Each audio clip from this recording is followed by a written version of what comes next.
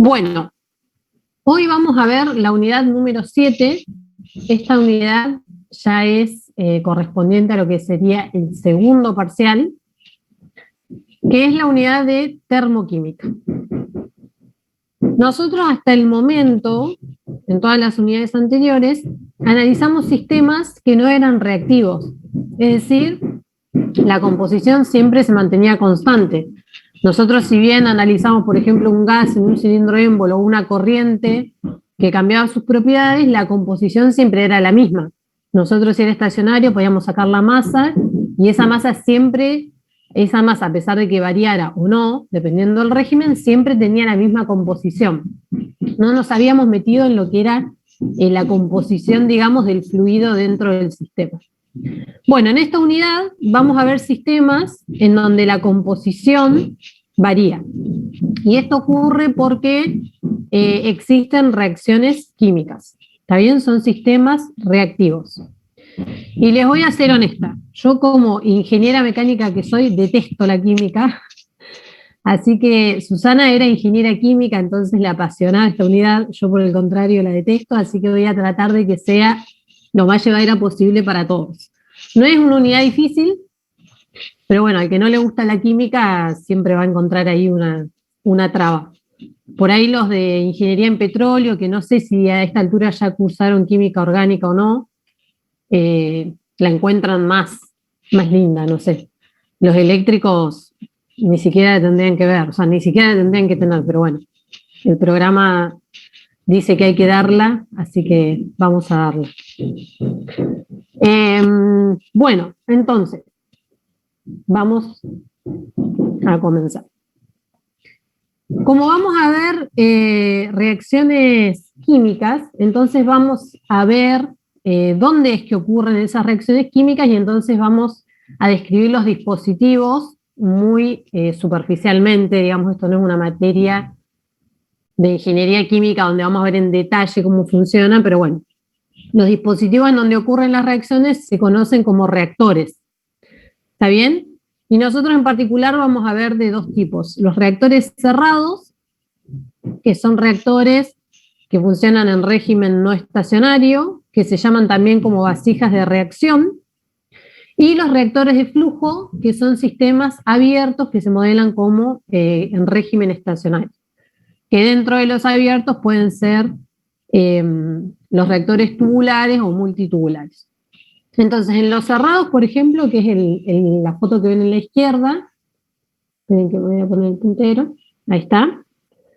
En este tipo de reactores, que también se llaman batch, por ahí los de ingeniería de petróleo están más familiarizados, lo que se hace es colocar los reactivos, es decir, nosotros si necesitamos una reacción química vamos a tener reactivos, ocurre la reacción química, después vamos a tener productos.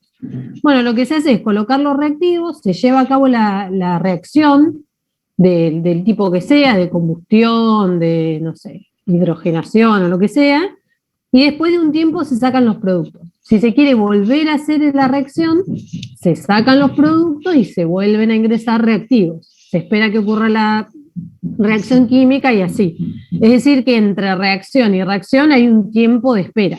¿Está bien? En cambio, los reactores de flujo, que son estos que ven acá en la derecha, los reactivos van ingresando por una entrada y a medida que ocurre la reacción van saliendo los productos por el otro extremo. Es decir, hay un flujo continuo. También se llaman reactores de flujo continuo. ¿Está bien? Y son como un intercambiador de calor, si ustedes lo ven. Esto, por ejemplo, es un solo tubo de una longitud bastante importante que se va plegando, pero también están los multitubulares que son de muchos tubos. ¿Está bien? Pueden ser muy largos dependiendo del tiempo que se necesita para que se produzca la reacción.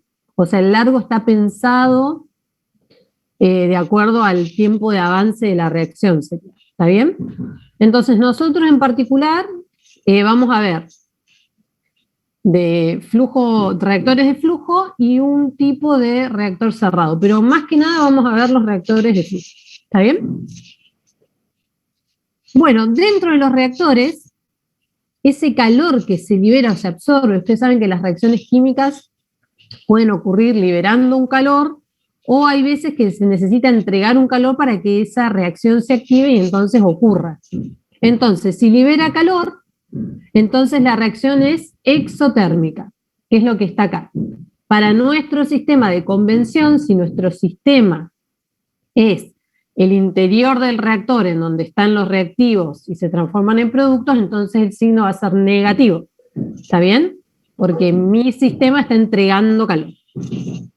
A medida que avanza la reacción, se libera calor. Y si la reacción es endotérmica, entonces hay que entregarle calor a la reacción, si no, esta no avanza. ¿Está bien? Y según nuestra convención de signo va a ser positivo. Entonces, en esta unidad vamos a trabajar con sistemas multicomponentes, es decir, como mínimo tenemos 2 reactivos y al menos un producto. No es como antes que trabajamos, como ya le dije, por ejemplo, con una sustancia pura que siempre era la misma sustancia a lo largo de todo el proceso. Las especies que reaccionan son reactivos y las especies resultantes de la reacción son los productos. ¿Está bien? Entonces, ahora, además de determinar presión, temperatura y todas las demás propiedades, vamos a tener que tener en cuenta la composición. ¿Está bien? Entonces, bueno, no sé si ustedes notaron que cuando escribimos la reacción química siempre ponemos una flecha, bueno, que es el sentido de avance de la reacción. Vieron que hay reacciones que ocurren en un solo sentido y a veces vemos la doble flecha que significa que están como en equilibrio dinámico. O sea, los reactivos se convierten en productos y los productos en reactivos de forma dinámica. ¿Está bien? Nosotros vamos a ver las reacciones que ocurren en una dirección, digamos. Entonces, en esta unidad en particular, nosotros para realizar cálculos vamos a utilizar los dos balances nada más. ¿Se acuerdan que nosotros vimos balance de masa, de energía, de entropía y de exergía? Bueno, en esta unidad volvemos un poco para atrás, por suerte, y entonces vamos a utilizar 2 de esos balances. ¿Por qué? Porque nosotros queremos obtener la cantidad de calor que se libera en esa reacción química. O también lo que podemos querer averiguar es la temperatura a la que salen los productos, por ejemplo. Les digo que queremos averiguar el calor que libera la reacción porque nosotros nos vamos a concentrar en un tipo de reacción que son siempre exotérmicas. ¿Está bien? Que son las de combustión, pero lo vamos a ver un poquito más adelante. Entonces, el balance de masas, ¿en qué consiste en las reacciones químicas? En escribir la reacción química de forma equilibrada. Porque como ustedes saben, que esto ya lo deben haber visto en química general, o introducción a la química, no me acuerdo, en las reacciones químicas se conservan las especies químicas, es decir, si entra carbono, tiene que salir carbono aunque esté formando algún otro compuesto distinto del que entró. Y también se conserva la masa, es decir, si entran 10 kilogramos de algo, tienen que salir 10 kilogramos de algo. Lo que no se conserva en las reacciones químicas son los números de moles. ¿Está bien? Entonces, el balance de masas va a consistir en que tengamos una reacción que siempre esté equilibrada y el balance de energía es simplemente aplicar el primer principio. Esto que dice acá abajo. Primer principio de la termodinámica combinado con el balance de materia permite determinar calores de reacción y temperaturas finales de productos en base a datos experimentales. Entonces, vamos a ver el balance de masas. El balance de masa, como les dije, va a consistir en escribir la reacción química equilibrada.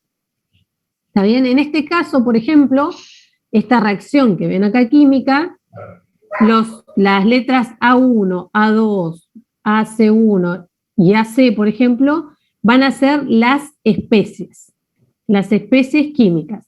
Del lado izquierdo de la flecha vamos a tener los reactivos, en este caso A1 y A2 serían las especies químicas de los reactivos.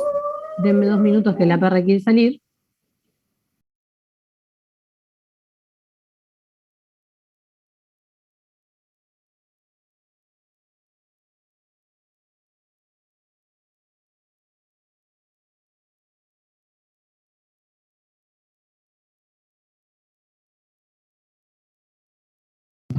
Hola chicos, disculpen que Estas son las desventajas de dar las clases en el contexto cotidiano.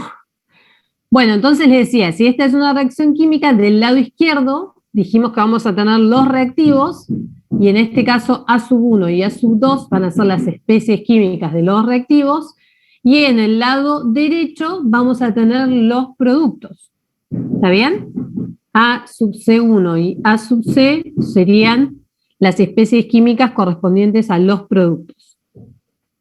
Nosotros, como les dije recién, nos vamos a concentrar en las reacciones de combustión, que son prácticamente irreversibles, y por eso van a ver que siempre dibujamos la flecha desde los reactivos hacia los productos. ¿Está bien? ¿Qué son estas letritas que vemos acá? El NU, NU sub 1, NU sub 2, ¿alguno se da una idea?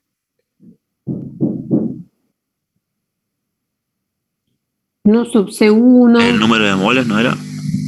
Son los coeficientes estequiométricos. ¿Está bien? Así se definen, son coeficientes estequiométricos y son los que nos permiten justamente balancear o equilibrar las especies, que son las que se tienen que conservar. Acuérdense que el número de moles no se conserva, pero sí las especies y sí la masa. ¿Está bien? Entonces, se conservan las especies químicas, la masa de los reactivos y productos permanece constante, tiene que ser la misma, y el número de moles en general no se conserva. Ahora vamos a ver que estos coeficientes estequiométricos tienen unidades. Pero lo vamos a ver ahora en un ratito con un ejemplo que es más claro. Entonces,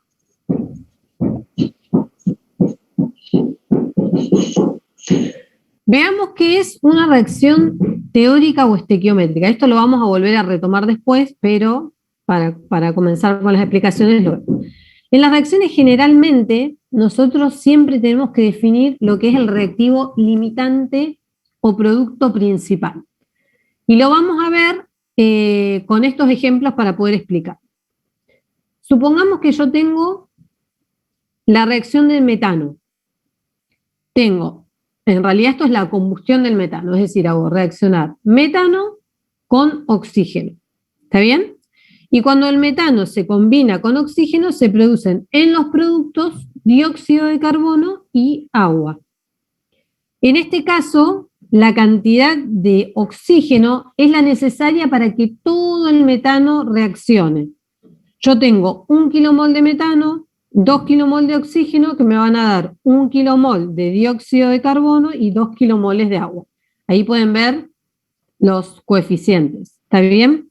Esos números, justamente que acompañan a las especies, salen de equilibrar la cantidad de carbonos, oxígenos, hidrógenos, etc. ¿Está bien? Esos son los coeficientes estequiométricos. Y siempre nosotros, y esto anótenselo porque es una duda que les surge cuando hacen la práctica, siempre balanceamos las ecuaciones para 1 kilomol de reactivo limitante, que en nuestro caso en general va a ser el combustible. ¿Está bien? Supongan que yo les doy esta ecuación y no tiene los coeficientes no tiene el 2, no tiene el 2 y no tiene el 1. Entonces, ¿cómo empiezo el balance? ¿Cómo empiezo a balancear? Bueno, yo sé que mi reactivo, que va a ser mi combustible, va a ser 1. Siempre le vamos a poner un 1. Y de ahí empiezo a balancear. Por ejemplo, carbono. De este lado tengo un carbono, va a ser un carbono igual a X por C. Bueno, ya sé que el X de acá va a ser 1, entonces le pongo 1. ¿Está bien? Y así balanceo cada una de las especies. Entonces, nosotros lo llamamos reactivo limitante. ¿Por qué? Porque esa reacción se acaba cuando se termina el combustible. Nosotros que vamos a ver reacciones de combustión, nuestra reacción se va a acabar cuando se termine el combustible. Y el reactivo que me limita la reacción, entonces le ponemos un 1 adelante. ¿Está bien? Porque analizamos por 1 kilomol de combustible. Hay otros tipos de reacciones, como esta que está acá abajo, que no es una reacción de combustión, sino que es una reacción, por ejemplo, es la formación del ácido nítrico. El objetivo de esta reacción es formar ácido nítrico y por lo tanto, este es el ácido nítrico, y por lo tanto, el ácido nítrico es un producto principal, es lo que se llama un producto principal. En este caso, que no es una reacción de combustión, nos interesa el reactivo limitante, no nos interesa, perdón, ningún tipo de reactivo, sino el producto que se forma. ¿Está bien? La interpretación sería, ¿cuánto necesito de agua y de dióxido de nitrógeno para obtener 1 kilomol de ácido nítrico? Y entonces le pongo el 1 al ácido nítrico. ¿Está bien? Y a partir de ahí comienzo a balancear. ¿Se entiende esto? Esto en general va a estar muy claro para que ustedes lo puedan hacer sin problema, digamos, ¿no? En dónde ponen el 1, por así decir. Cuando no se les dice nada y es una reacción de combustión, ustedes ya saben que el 1 va en lo que sería el combustible.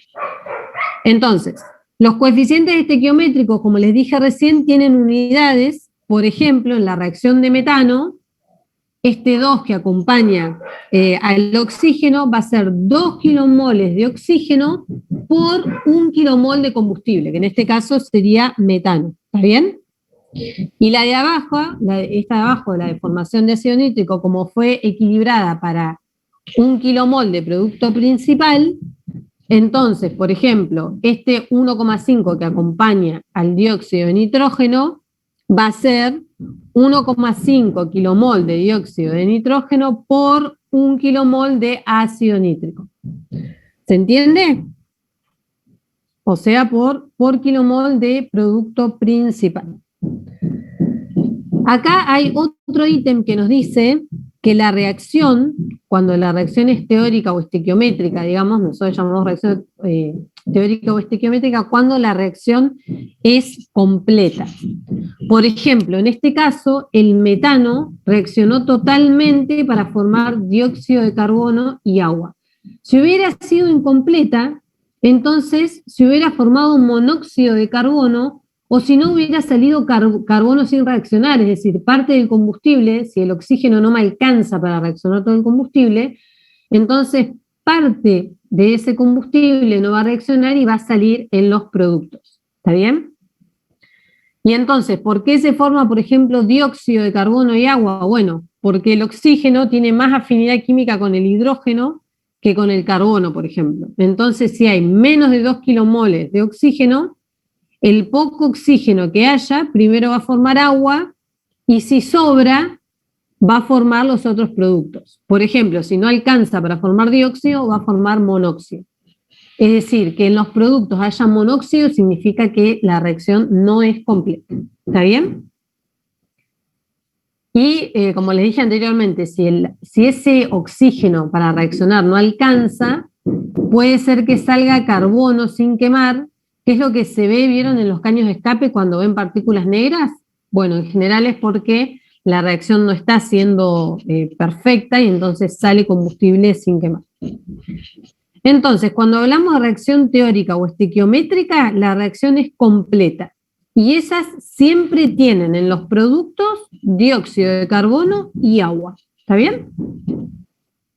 Y algo importante que habíamos dicho es que la masa se conserva, pero el número de moles no, y eso lo podemos ver en esta reacción de acá abajo.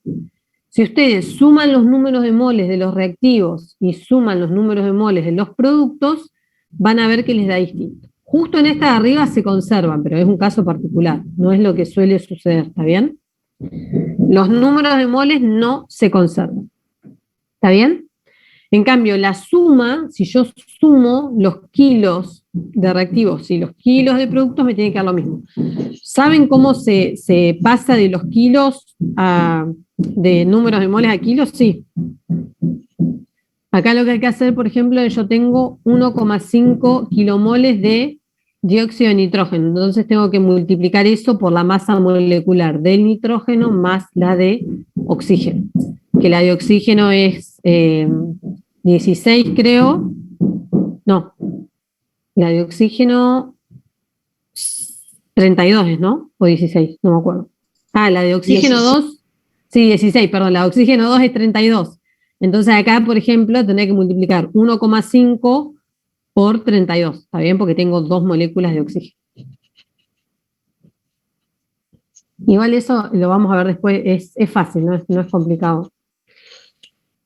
Bueno, entonces ahora lo que vamos a ver es cómo calcular el calor de la reacción de una reacción química. Y para eso, ¿qué tengo que hacer? Aplicar el primer principio. Ya vimos el balance de masas, que consiste en equilibrar la reacción. Yo no puedo empezar a trabajar ni a resolver ningún problema si mi reacción no está equilibrada. ¿Está bien? Entonces, una vez que tenemos la reacción equilibrada, entonces ahora sí vamos a ver cómo vamos a calcular el calor de esa reacción. Y para eso aplicamos primer principio.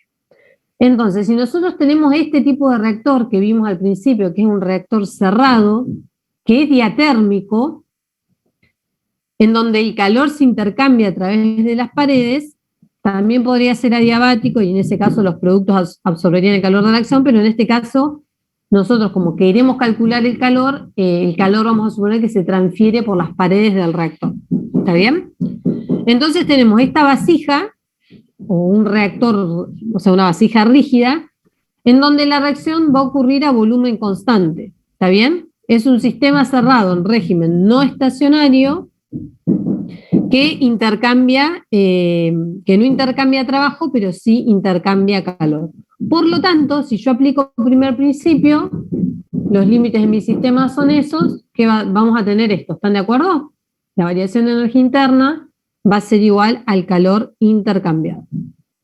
En donde la variación de energía interna corresponde a la variación de la energía interna de lo que hay dentro del reactor. ¿Está bien? Y va a ser, como habíamos visto, energía interna final menos inicial.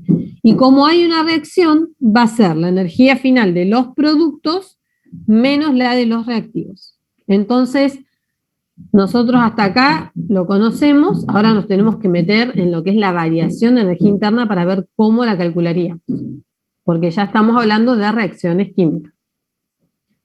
Bueno, el otro tipo de reactor es otro reactor, sistema cerrado en régimen no estacionario, pero en este caso es un cilindro émbolo. Es un cilindro émbolo que trabaja entonces a presión constante. ¿Por qué? Porque el émbolo está libre de moverse. ¿Está bien? Este émbolo que ven acá superior se puede mover libremente, entonces todo el proceso de transformación ocurre a presión constante. Si yo planteo primer principio, entonces voy a tener un trabajo ahora sí de expansión-compresión a través de los límites de mi sistema. Pero como la presión es constante, entonces ese trabajo de expansión, la integral que era menos la integral de P de B, me va a quedar muy sencilla para resolver, porque la presión la puedo sacar fuera de la integral, y entonces primer principio me va a quedar el calor menos el trabajo igual a la variación de energía interna. ¿Estamos de acuerdo hasta acá? Entonces, si yo asocio la energía interna con este trabajo de expansión-compresión, como ya vimos, U más P por B es igual a la entalpía. Entonces puedo escribir el primer principio de esta forma. ¿Está bien? Esto es simplemente primer principio, ya lo saben, ya lo vimos. Y el último tipo de reactor que vamos a ver es el reactor abierto, el de flujo continuo, y que son los que más vamos a usar. Y se modela como un sistema abierto en régimen estacionario. Por lo tanto, por primer principio, si yo aplico primer principio, acá no tengo trabajo intercambiado, perdón, por lo tanto, primer principio me va a quedar como lo vemos acá. Fíjense que tiene el puntito. ¿Por qué? Porque como es un sistema en donde la masa fluye, en general se suele dar el caudal. ¿El caudal de qué? Ahora es caudal molar. ¿Está bien? El n puntito es molar, o sea, es el número de moles en el tiempo. El m puntito era kilogramo por tiempo.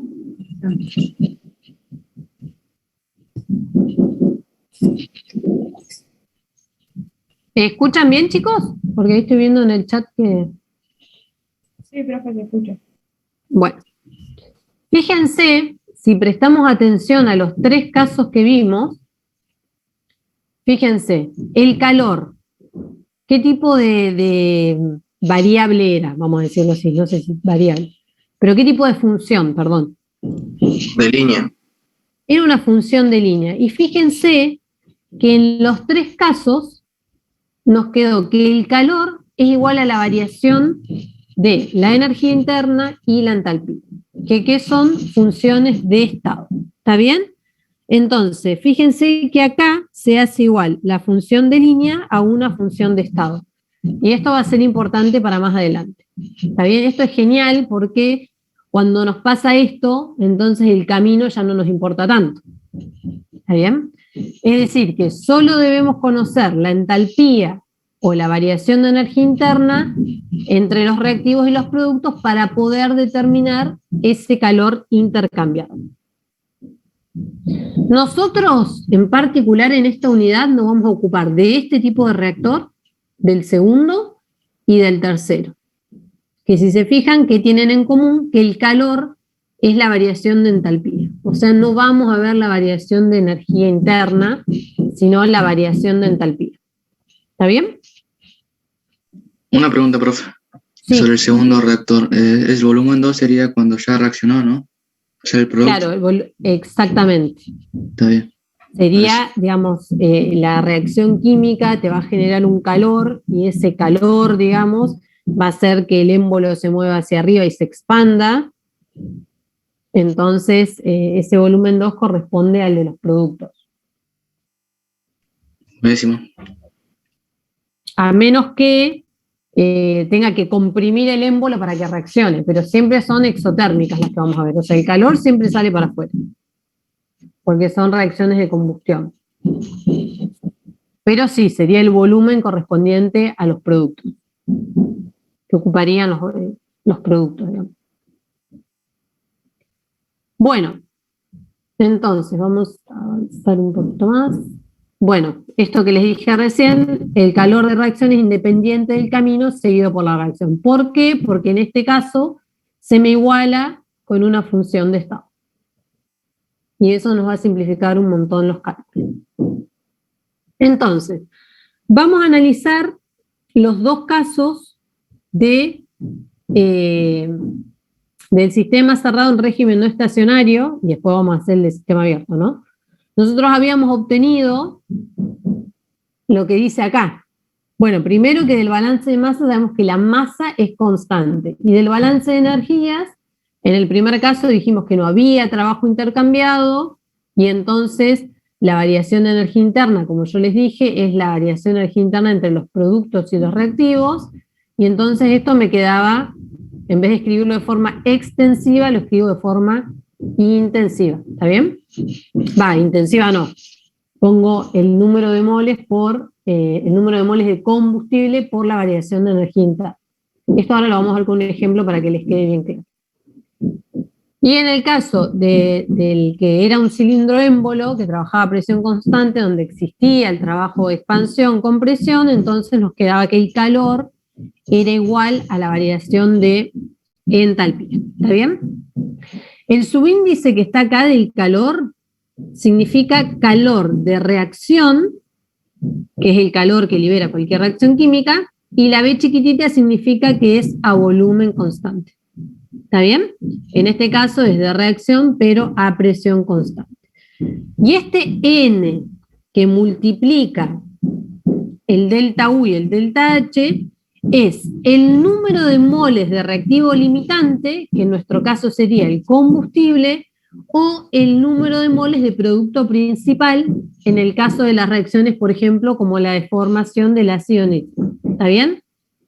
Aunque nosotros, en general, lo que hacemos, en general no, siempre lo hacemos, es plantear las ecuaciones para 1 kilomol de combustible.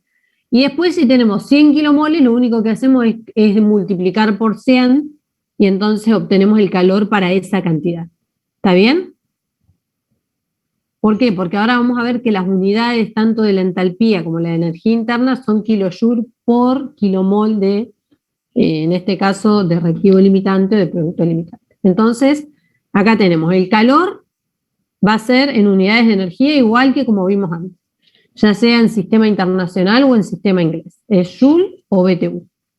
N es el número de moles, que puede ser kilomol o mol, del reactivo limitante, RL significa reactivo limitante, o producto principal, PP. ¿Está bien? Y delta U y delta H, las variaciones de energía interna por kilomol o por mol de reactivo limitante o producto principal. Entonces, fíjense que ahora nos tenemos que ocupar de ver estas variaciones. O sea, ya aplicamos primer principio, sabemos cómo obtener el calor. Bueno, pero ahora nos metimos más adentro y tenemos que conocer estas variaciones para poder calcular efectivamente el calor. ¿Está bien? Entonces, Una pregunta, ¿puedes volver a la diapositiva anterior? Sí. Si el sistema es cerrado, ¿por qué tiene el caudal másico? Al balance de masa ahí. Como, no tiene nada que ver, igual podemos hacer, acordate que sea cerrado, vos podés plantear el balance de masa igual, ¿te acordás? Sí, pero sería igual a 0, ¿no? ¿Qué sería igual a 0? El M puntito, porque está... No, el M puntito no es, o sea, sí no es por unidad de tiempo porque no está fluyendo, pero si vos planteás el balance de masa, acordate que vos vas a tener dm a d tau va a ser igual a la masa que, dm a d tau es variación de la masa respecto al tiempo, ¿te acordás? Y eso es igual a las masas que entran menos las masas que salen. Como acá no hay masas que entran ni masas que salen, sino que hay una masa del sistema, este M es constante. Claro, acá no tendría que ir el puntito si te referías a eso. Claro, sí, eso me refería. Ah, perfecto, sí, está perfecto lo que decís. Lo que es constante es la masa. La masa en el tiempo no tiene sentido porque no es una masa que está fluyendo en tiempo, digamos. Es una masa que está ahí quieta. Está perfecta la observación. ¿Entendieron, chicos? Acá táchenle el puntito. Esto quedó... Pero, profe, ¿eso no sería el tiempo, o sea, la masa que se forma de reactivo por tiempo, por unidad de tiempo? No, porque vos fijate que vos acá fíjate, en los sistemas abiertos sí nos interesa por tiempo, pero acá si vos tenés un sistema cerrado con una masa dada vas a obtener un calor. O sea, no tiene sentido evaluarlo en el tiempo, ¿entendés? En este caso. No sé si me explico. Claro, creo que los chicos lo que dicen es si la masa de reactivo que se convierte, digamos, no sería la opuesta a la masa de los productos, algo así. O sea, vos lo que perdés en reactivo lo ganarías en producto. La masa es constante, no. O sea, la masa se mantiene constante siempre. Yo si tengo una masa de 1 kilo de reactivos, va a ser una masa de 1 kilo de producto. Claro, no, pero digo el ratio de conversión, digamos. Cuánto de reactivo se consume por segundo es lo que se te genera de productos. Algo así sería. Claro, pero nosotros no vamos a ver avances de reacción en velocidad en cuanto a cuánto tarda en consumirse un reactivo. No, esto quedó de sistema abierto, seguro. O sea, esto es un error. Sáquenlo, táchenlo.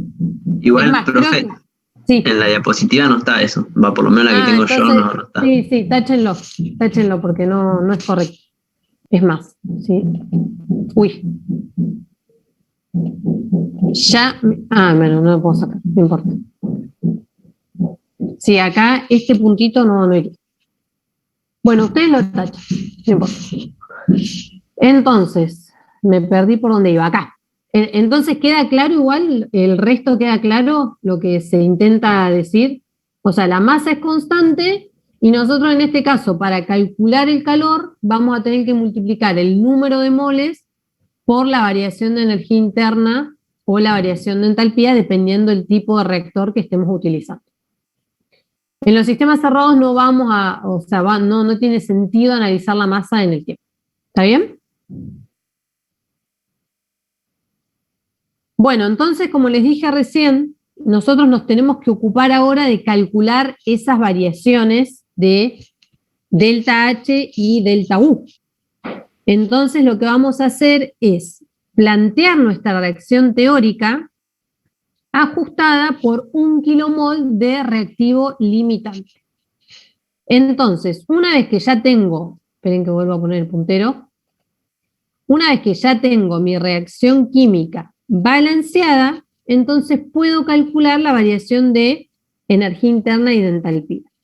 Delta U, como dijimos recién, va a ser la energía interna de los productos menos la de los reactivos.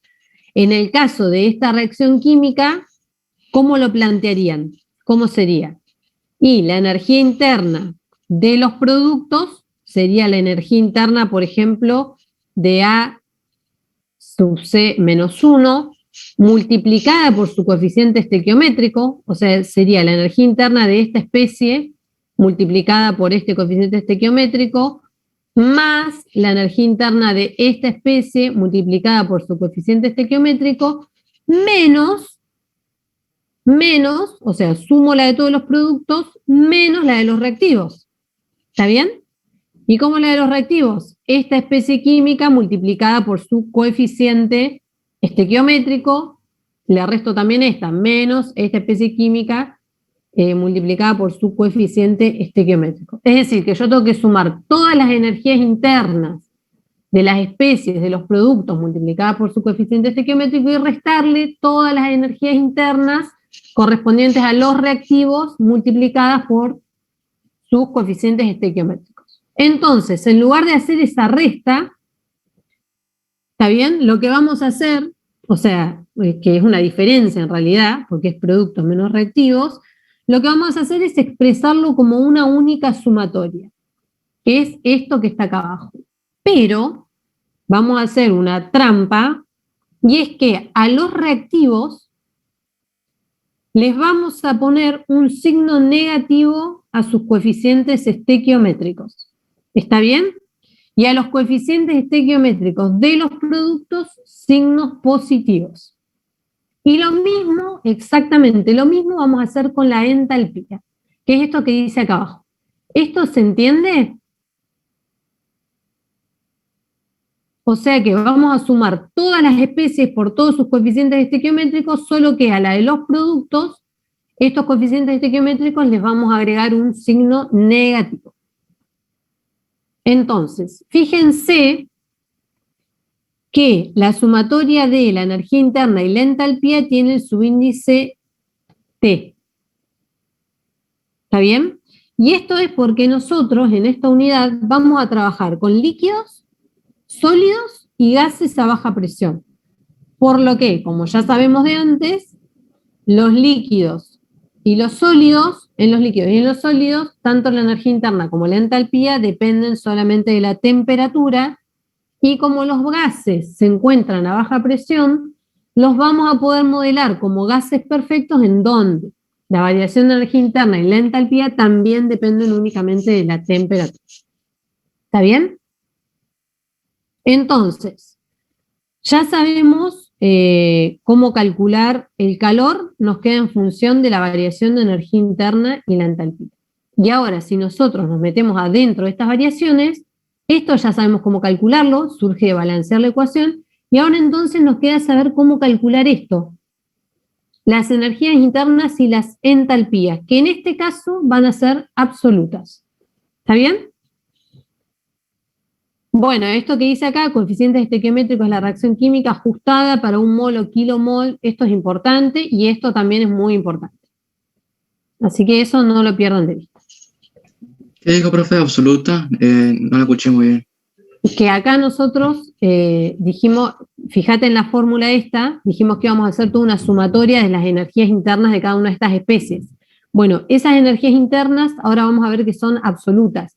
¿Te acordás que nosotros antes calculábamos siempre variaciones de un punto a otro y estaban referidas a un estado de referencia? Bueno, ahora como cambia la composición, yo ya no puedo sacar factor común la masa y hacer una variación.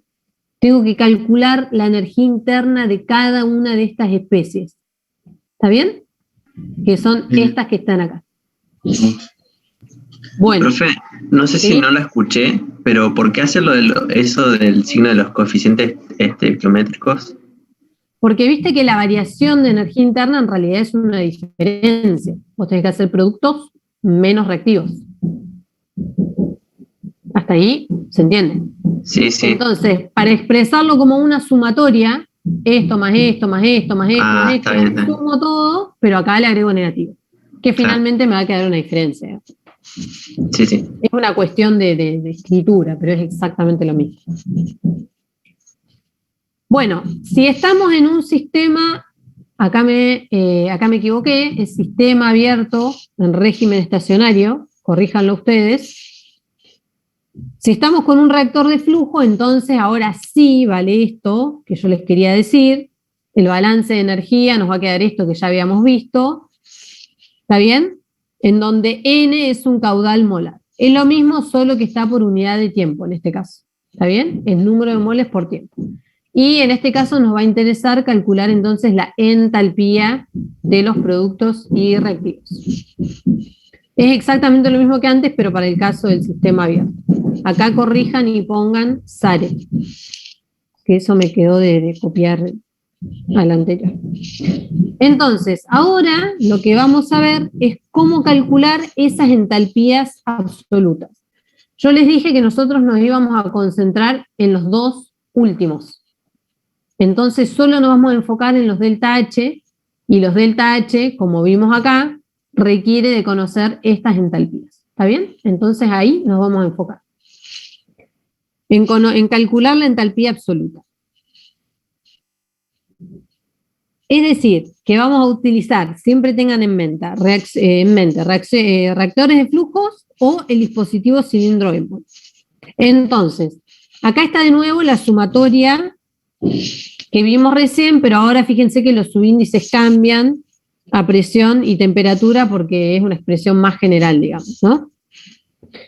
Y como dijimos, son entalpías absolutas. Y nosotros habíamos visto que podíamos calcular valores absolutos si utilizábamos una entalpía de referencia arbitraria. ¿Se acuerdan? Nosotros podíamos calcular, por ejemplo, H2 menos la entalpía de referencia igual a Cp por T2 menos una T de referencia, suponiendo el caso de gas perfecto. Y una H1 igual, una H1 menos una H de referencia igual a Cp por T1 menos una T de referencia. Cuando nosotros hacíamos la diferencia entre H2 y H1, esa referencia se iba y nos quedaba Cp por T2 menos T1. Esto ya lo vimos antes. Entonces, como nosotros hasta el momento calculamos variaciones, ese estado de referencia se anula y el resultado es independiente de ese valor. ¿Está bien? Y después esa variación la multiplicamos por una masa dada, una masa de composición constante. Ahora, cada entalpía va a estar multiplicada por su coeficiente estequiométrico, que es distinto para cada uno de los compuestos. Esto hace que no pueda tomar variaciones, como les dije recién. Entonces el estado de referencia no se me cancela. Entonces, por este motivo, vamos a ver que ya no va a ser arbitrario ese sistema de referencia, y eso es lo que dice acá abajo. En sistemas reactivos, en donde la composición cambia, no es posible utilizar estados de referencia arbitrarios, puesto que se obtendrían diferentes resultados para diferentes estados de referencia. ¿Está bien? Por esto que les digo que los estados de referencia no se anulan. Y eso se debe a que existen justamente esos cambios de composición. Entonces, lo que vamos a hacer es introducir el concepto de entalpía de formación estándar, que se obtiene de forma experimental y por suerte se tabula. Es decir, que cuando nosotros necesitemos las entalpías de formación, directamente vamos a ir a una tabla a buscarlas, lo cual nos facilita muchísimo los cálculos. ¿Está bien? Fíjense que la definición dice, bueno, el cálculo de entalpías absolutas se resuelve en termoquímica introduciendo el concepto de entalpía de formación estándar de una sustancia pura. La definición nos dice que es la energía que se intercambia en la reacción de formación de esa sustancia a partir de los elementos que se conforman, que es lo que vamos a ver acá. Entalpía de formación estándar. Acá está la definición. Variación de entalpía que tiene lugar cuando se forma un mol o kilomol de un compuesto a partir de sus elementos estables a una presión y temperatura de referencia especificadas. ¿Está bien? Y dicha variación de entalpía depende del estado de agregación del compuesto. Por ejemplo, supónganse que nosotros queremos formar amoníaco. Esta es la reacción de formación de amoníaco. Para formar el amoníaco, que es NH3, nosotros necesitamos nitrógeno e hidrógeno. ¿Está bien? En donde el nitrógeno, en condiciones normales, se encuentra en estado gaseoso diatómico y el hidrógeno también. Esto es una reacción química de formación. ¿Está bien? Lo mismo, por ejemplo, para el benceno, en donde los productos están en otro estado de agregación. ¿Por qué? Porque para formar el benceno yo necesito carbono e hidrógeno. Y el carbono en su estado natural está en estado de agregación sólido y el hidrógeno, como vimos, está en estado gaseoso. ¿Está bien? Entonces, ¿qué es la entalpía de formación? Bueno, es la energía que absorbe o libera la reacción química cuando se forma 1 kilomol de un compuesto a partir de sus elementos estables a una T y P de referencia. ¿Qué es esto que dice acá? Nada más que acá te dice variación de entalpía. Bueno, variación de entalpía es lo mismo que la energía que absorbe o libera la reacción. ¿Está bien? Y esos estados de referencia de presión y temperatura corresponden a 1 bar y 25 grados centígrados, que es lo que dice acá abajo. Las entalpías de formación se obtienen experimentalmente en forma directa o indirecta y se tabulan para cada compuesto. Esto yo les subí en la PEDCO el apéndice C, que ahí tienen todas las entalpías de formación. ¿En qué condiciones? En condiciones estándar de 1 bar y 25 grados centígrados. ¿Está bien? Fíjense que también es una variación y se indica con un subíndice F. Este subíndice F y el cerito, acá lo tienen también, F significa que es entalpía de formación y el cerito significa que son condiciones estándar. Entonces, ahora sigo el camino. ¿Cómo calculo esto? Porque yo quería calcular la variación, después me apareció la absoluta y entonces ahora me apareció esta deformación. Bueno, una vez balanceada la ecuación, calculo este delta H de formación igual que como calculamos cualquier delta H. Productos menos reactivos. El producto va a ser el compuesto que estamos formando, o sea, en este caso sería, por ejemplo, el amoníaco, y los reactivos van a ser la suma de los coeficientes estequiométricos y la entalpía de los elementos estables. ¿Está bien? Entonces, esta entalpía que ven acá es la absoluta que me aparece acá. H sub I TP. Es decir, H sub I, bueno, acá el compuesto es el compuesto sub I TP. Es decir, que yo, calculando la entalpía de formación, podría despejar esta del compuesto si conozco esto. ¿Estamos de acuerdo? ¿Hasta acá me siguen?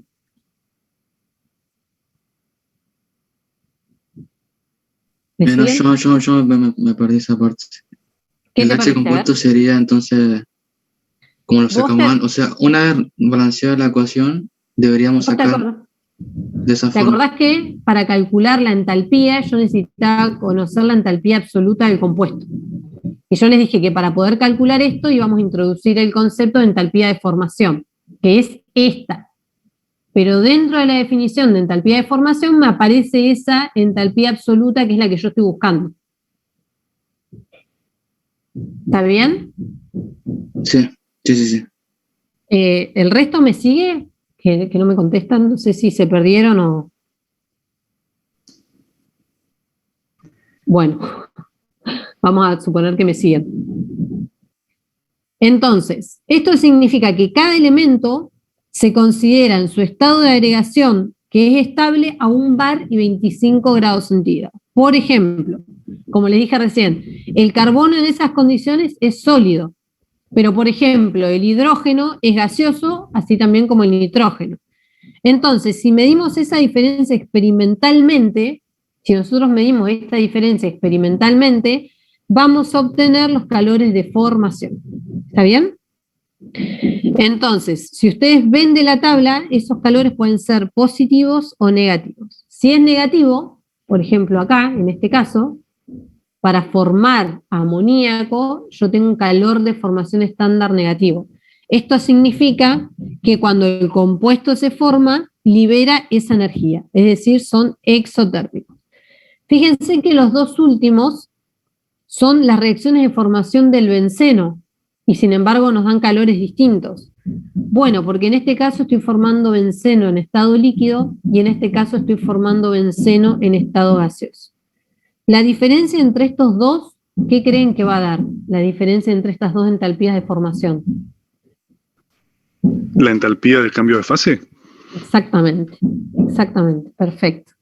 Porque estoy pasando de gaseoso a líquido. ¿Está bien? Entonces, esos calores, ahora igual esto lo vamos, sigue esto, así que por ahí si no entienden, ahora se va a aclarar. Estos calores están tabulados, como les dije, en ese apéndice que yo les subí.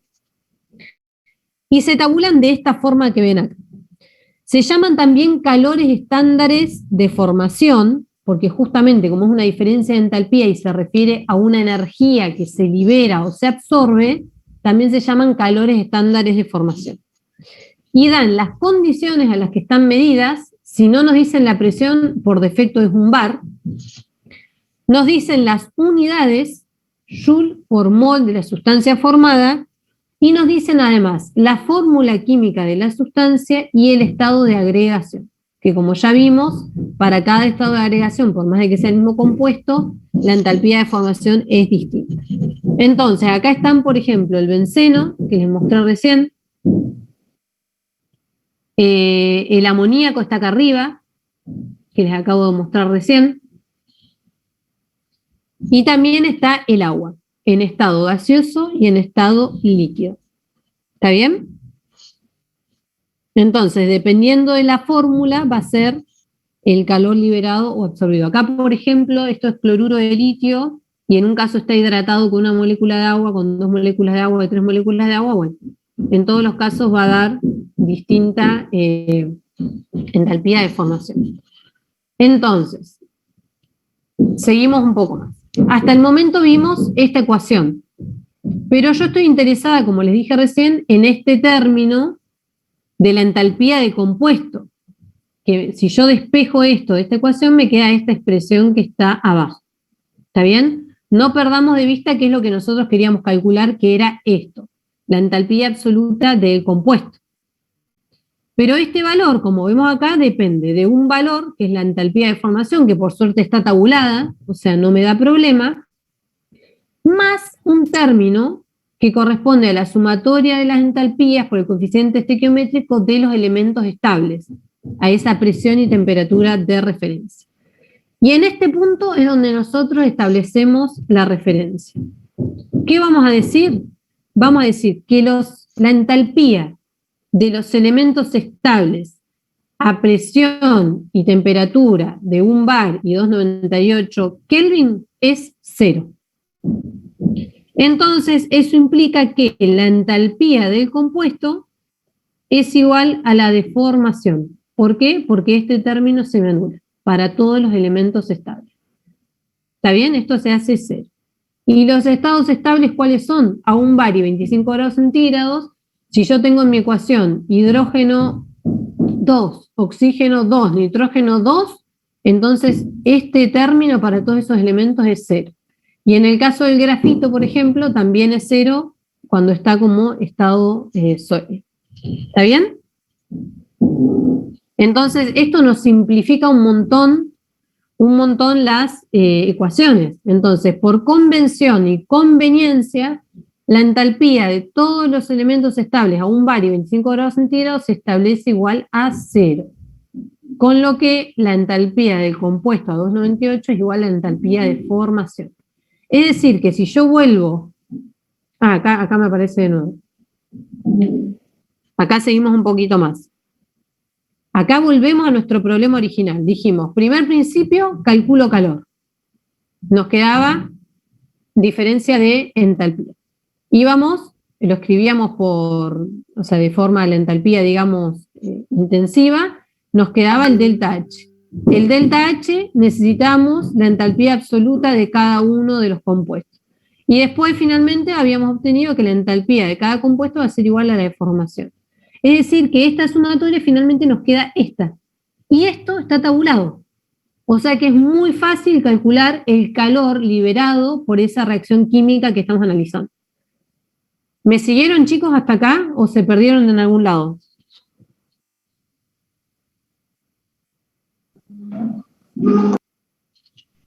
O sea que, profe, vamos a trabajar siempre en las condiciones estándar. Bueno, hasta ahora sí. Hasta ahora sí. Vamos a trabajar en las condiciones estándar. Exactamente. ¿Está bien? Entonces, los coeficientes, pero siguieron el razonamiento, digamos. ¿Por qué llegamos a esto?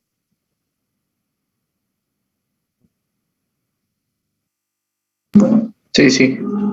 Bien, entonces, esto lo sacamos del balance de masa y esto lo sacamos de tabla. Este delta H va a ser el que vamos a necesitar acá para poder calcular este calor de la reacción. Sin perder de vista esto que dijimos acá. ¿Está bien? Para los productos va a ser positivo el coeficiente estequiométrico y para los reactivos va a ser negativo. Entonces ahora ya podemos hacer cálculos y vamos a ver entonces un ejemplo para que cerremos todos estos conceptos. Entonces, el calor, dice, calcular el calor de reacción intercambiado al obtener 1 kilogramo por minuto de ácido sulfúrico en un reactor de flujo a 25 grados centígrados y 1 bar de acuerdo a la siguiente reacción. Esta reacción nos dice que dióxido de azufre, ¿no? Reacciona con oxígeno para obtener agua dióxido de azufre reacciona con oxígeno y agua para obtener ácido sulfúrico. ¿Está bien? Entonces, como es un reactor de flujo, si nosotros planteamos primer principio, entonces nos va a quedar esto. Fíjense que nos dan 1 kilogramo minuto de ácido sulfúrico. Si bien este valor de caudal todavía no nos interesa, de ahí vamos a saber que el producto principal es el ácido sulfúrico. ¿Está bien? Y por lo tanto vamos a balancear la ecuación por 1 kilomol de ácido sulfúrico. En este caso no tenemos la combustión como veníamos viendo, que era un combustible más el oxígeno. En este caso nos dan, acá nos señala que el ácido sulfúrico es el producto limitante, ¿está bien? Vamos a obtener 1 kilomol de ácido sulfúrico. Entonces, lo primero que tenemos que hacer, dijimos, es balancear la ecuación. ¿Esta ecuación está balanceada? Y bueno, para ver que esté balanceada, dijimos que tenía que haber conservación de las especies y conservación de masa. Y el balance lo hacemos con un 1 acá adelante, porque este va a ser el producto principal. ¿Está bien? Entonces, si yo comparo, por ejemplo, un azufre de este lado, un azufre de este lado. 4 oxígenos de este lado, porque acá tengo un 1, y entonces tengo que contar 4 oxígenos de este lado. ¿Acá cuántos voy a tener? Voy a tener 2 más 1, 3, más 1, 4. ¿Estamos de acuerdo? 4 y 4. Hidrógenos acá, ¿cuántos tengo? 2. Y acá tengo 2. Es decir, que esta ecuación con estos coeficientes estequiométricos está balanceada. ¿Eso lo entienden? Eso no es complicado, son cuentitas nada más. Ya después vamos a ver que hay como un orden que conviene para balancear, pero en definitiva es un sistema de ecuaciones que les queda. ¿Está bien? Es bastante sencillo. Cuando veamos las de combustión lo vamos a ver bien. Entonces, este sería el balance de masas. ¿Está bien? Nuestra ecuación, nuestra reacción química balanceada. Entonces, el calor de reacción para un reactor de flujo a 25 grados centígrados y 1 bar, lo calculo como calor igual al caudal molar por la variación de energía, de la variación de entalpía. Y esa variación de entalpía es la sumatoria de las entalpías de formación que están tabuladas por los coeficientes estequiométricos. ¿Está bien? Entonces vamos a hacer esa sumatoria, que es lo que está acá. Y nos queda el coeficiente estequiométrico, dijimos que es una sumatoria, así que vamos a sumar todo. Los productos, vamos a tener el coeficiente estequiométrico del ácido sulfúrico por la entalpía de formación del ácido sulfúrico, más el coeficiente estequiométrico del agua por la entalpía de formación del agua, más el coeficiente estequiométrico del dióxido de azufre por la entalpía de formación del dióxido de azufre. Acá me falta el oxígeno, ¿estamos de acuerdo? Yo puse todas menos el oxígeno. ¿Alguien me puede decir por qué? Porque era un elemento estable. Estable, exactamente. Como el oxígeno es un elemento estable a 25 grados centígrados y 1 bar, entonces la entalpía de formación va a ser 0. ¿Está bien? O sea, la entalpía la entalpía, digamos, de absoluta va a ser 0. ¿Se entiende? Por eso no lo agregué. Y es lo que dice acá. Fíjense, ahora vamos a reemplazar cada uno de estos valores de acuerdo a mi ecuación. El ácido sulfúrico tiene 1. Entonces el coeficiente estequiométrico es 1. Su entalpía de formación. Y ahora vamos a la del agua. Pero la del agua está en los reactivos. Entonces va un -1. Su coeficiente estequiométrico es -1 por su entalpía de formación. Ahora tendría que ir la del oxígeno, pero dijimos que es 0, por eso no la habíamos puesto, y la del dióxido de azufre, que es -1, porque su coeficiente estequiométrico es 1, por su entalpía de formación. Y estas entalpías de formación tienen que ir cada una con el signo que aparece en la tabla. Entonces, por ejemplo, acá tengo que la del ácido sulfúrico es negativa, la del agua también es negativa, entonces con el menos del coeficiente estequiométrico y el menos del calor de formación se nos va a hacer más, y lo mismo ocurre para el dióxido de azufre. Entonces, si hacemos esta cuenta, nos va a quedar finalmente esta ecuación, en donde le faltó el menos acá, ¿no? Me parece, no sé si alguno puede hacer la cuenta, porque si es exotérmica esto tendría que tener un menos, que creo que se borró. En la fotocopia tienen un menos, ¿no? Bueno, sí, igual les tiene que dar un menos. Sí, va con un menos. Sí, bueno. Entonces, como me da negativo ese calor, entonces esta reacción es exotérmica. ¿Está bien? Igual lo pueden ver de acá porque les da negativa esta suma. ¿Se entendió, chicos, cómo es el procedimiento? Sí. Profe, el -1 que pone adelante, ¿es por lo que había dicho antes del I? Como del I. Que decía producto o reactivo. Esto. Claro. El no subí, claro, fíjate. Fíjate que el coeficiente, por ejemplo, del dióxido de azufre es 1. O sea, el coeficiente estequiométrico acá en esta ecuación es 1. Sí. ¿Estamos de acuerdo? Sí. Bueno, pero como esto es un reactivo, y yo dije antes que los reactivos son negativos, claro, entonces eso sería -1. Exactamente. Bien. Gracias. Bueno, entonces, cuando hacemos esta cuenta que nos da un valor negativo, significa que la reacción es exotérmica. Y fíjense que las unidades son Joule por mol de producto principal, que en este caso era el ácido sulfúrico. O sea, no tenemos totalmente el calor por la cantidad de masa que entró. Ahora lo que tenemos que hacer es calcular ese n puntito. Este n puntito. ¿Y cómo calculamos este n puntito que tiene unidades de mol por segundo? Bueno, nosotros teníamos acá el caudal másico, que es kilogramo por minuto, no lo dan acá, pero nos podría haber dado por segundo. Entonces, para pasarlo a caudal molar, lo que hago es dividir ese caudal másico por la masa molecular del ácido sulfúrico, que la masa molecular del ácido sulfúrico es 98 gramos mol. ¿Está bien? Si ustedes hacen esta cuentita, les da 0,17 mol. Y este n puntito es el que tengo que multiplicar por este valor de calor. ¿Está bien? Que finalmente nos da esto. ¿Está bien? ¿Siguieron ahí? Es bastante mecánico esto, parece difícil, pero es muy mecánico. Siempre son los mismos pasos.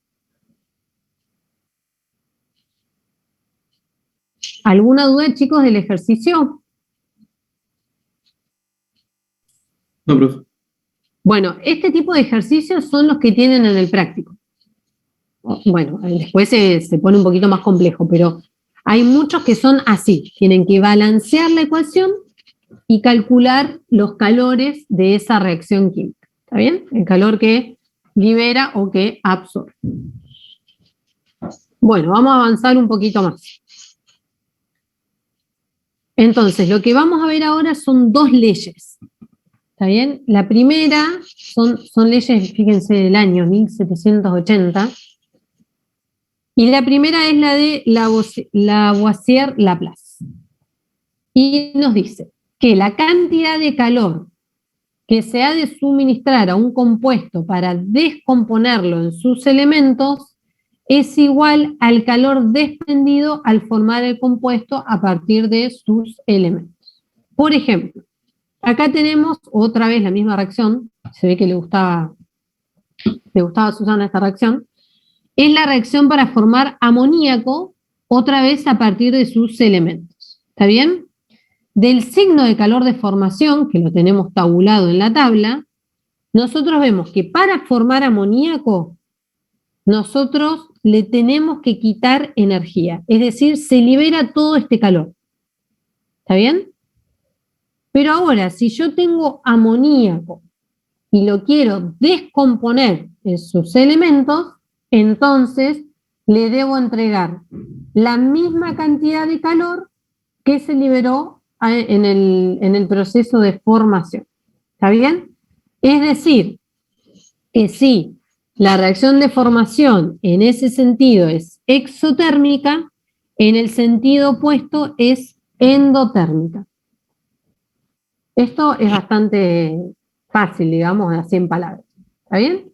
Si yo lo formo, me da este valor de calor de formación, y si yo lo descompongo, tiene el mismo valor pero con signo opuesto. ¿Y esto qué nos permite? O sea, ¿qué implicancia tiene? Bueno, que podemos dar vuelta a la reacción química si invertimos el signo de la entalpía de formación. ¿Está bien? Las ecuaciones termoquímicas se podrán invertir siempre que se cambie el signo de delta H. Y esto sirve para cualquier reacción en cualquier condición. ¿Está bien? Acá justo son las condiciones estándar, pero sirve para otras condiciones, que no sean las estándar. Eso nos dice la primera ley de Lavoisier-Laplace. Ahora vamos a ver una segunda ley. Fíjense que si ustedes van a la tabla, les voy a mostrar de nuevo la tabla, estas son calores estándares de formación, son para formar el compuesto que está acá. Entonces acá me va a dar negativo, no me va a dar positivo, porque este positivo era para descomponerlo. ¿Está bien? Y en la tabla tenemos los de formación, nada más. No sé la verdad. Profe, sí. En caso de que tengas más de un producto, ¿esto sigue aplicando o no? Lo que pasa es que estos son justamente para formar o descomponer según sus elementos estables, digamos, ¿no? Entonces no creo que tengas más de un producto, pero ahora sí vamos a ver otra cosa que capaz que es lo que vos me preguntás. O sea, esto se puede combinar con otra ley, pero en este caso es para formar el compuesto o descomponer ese compuesto. ¿Está bien? Sí, sí. Habría que ver si vos tenés la formación de dos compuestos a partir, seguramente lo puedas separar en dos reacciones distintas. O sea, tratarlas como reacciones separadas y tal vez es lo mismo. Ahí no sé exactamente. Nosotros lo vemos para un compuesto así en particular. Creo que en la práctica tiene un ejercicio, mira, ahora que me lo decís. Pero bueno, vamos a ver esta otra ley que capaz que, no sé si es esto lo que me preguntabas, pero es la ley de Hess. ¿Qué nos dice? Que el efecto térmico a presión constante o volumen constante de una reacción química dada es el mismo tanto si tiene lugar en una etapa como si se verifica en varias etapas. Cuando hablamos de efecto térmico, se refiere a la cantidad de energía liberada o absorbida. En nuestro caso, es a presión constante porque vamos a ver la variación de entalpía. Entonces vamos a ver también esta ley con un ejemplo para que se les aclare un poco la definición. Nosotros tenemos una reacción en donde tenemos dióxido de carbono más hidrógeno que cuando reaccionan forman monóxido de carbono y agua. Entonces, ¿qué es lo primero que tenemos que hacer? Les dije cuando tenemos una reacción química. Antes de empezar cualquier cálculo. Balancearla. Siempre nos fijamos si está balanceada. Entonces, ¿esa ecuación está balanceada? Díganme ustedes. Sí. Sí, efectivamente, está balanceada. Como está escrita ahí, esta reacción ocurre en una sola etapa y va a liberar o absorber una cantidad determinada de energía. ¿Está bien? Entonces vamos a ver qué sucede si esta reacción ocurre en varias etapas. Por ejemplo, una primera etapa podría ser que el dióxido de carbono se descompone en carbono sólido más oxígeno. ¿Está bien? Y si ustedes se fijan, como es una reacción de descomposición, esto tiene un valor distinto al que tienen en la tabla. Por ejemplo, si vamos a buscar la tabla dióxido, a ver si está acá, dióxido de carbono. Dióxido de carbono, ven acá, tiene un valor negativo. Pero como yo estoy planteando una reacción de formación, con la ley que acabamos de ver de Lavoisier-Laplace, yo puedo dar vuelta a la formación, convertirlo en una descomposición y cambiar el signo de la entalpía. Fíjense que acá tengo aplicada la ley que vimos recién. ¿Está bien? Entonces, esta reacción de formación es endotérmica. La invertimos, ¿por qué? Porque comparando con la reacción de una única etapa, yo necesito tener al dióxido de carbono como reactivo. ¿Está bien? Y por eso usamos la reacción de descomposición, en donde el dióxido de carbono aparece también como reactivo. Entonces, anotamos esta ecuación y anotamos la entalpía de descomposición. Ahora, en la segunda etapa, si yo veo los productos, ¿qué tengo? Tengo monóxido de carbono. Entonces voy a escribir la reacción de formación ahora de monóxido de carbono a partir de sus elementos. ¿Por qué? Porque el monóxido me aparece en los productos. Entonces yo planteando esta ecuación, el monóxido me aparece también en los productos. ¿Está bien? La energía en este caso liberada en la formación la saco directamente de la tabla. Es la misma que les aparece en la tabla. Entonces, en los productos también me aparece el agua. Entonces voy a plantear la reacción de formación del agua. ¿Por qué? Porque el agua la necesito en los productos. ¿Está bien? De este lado están los productos, de este lado están los productos. A partir de sus elementos estables. Y anoto el calor de formación del agua. Entonces, fíjense, yo acá no les dije, pero todas las ecuaciones tienen que estar balanceadas. ¿Está bien? Fíjense que acá hay un medio y acá hay un medio. Eso es porque todas las ecuaciones que yo escribo tienen que estar balanceadas. ¿Está bien? Por cada kilomol de compuesto que se forma o se descompone. Entonces, si yo ahora sumo estas reacciones y sumo las energías asociadas a cada una, entonces, ¿qué voy a hacer? Sumo todos los reactivos por un lado y todos los productos por el otro. Y eso me permite, fíjense, todos los reactivos del lado izquierdo y todos los productos del lado derecho. ¿Está bien? Esto me permite tratar a las reacciones químicas como si fueran una ecuación algebraica. ¿Qué significa esto? Que donde yo tengo la flecha le pongo un igual. En vez de una flecha le pongo un igual. Entonces, si yo sumo en un miembro y en otro miembro, yo puedo cancelar los términos que me aparecen de ambos lados. ¿Está bien? ¿Se entienden hasta acá? Entonces, por ejemplo, acá tengo monóxido más carbono, más oxígeno, más hidrógeno, más oxígeno. Todo eso debería ir acá. Pero cuando yo hago la suma de este lado, también me aparece el carbono, también me aparece el oxígeno. Entonces yo puedo cancelar el carbono de este lado con el carbono de este lado. Los oxígenos de este lado, ¿que cuánto van a ser? 2. ¿no? Acá voy a tener uno y acá voy a tener otro con estos dos que están acá.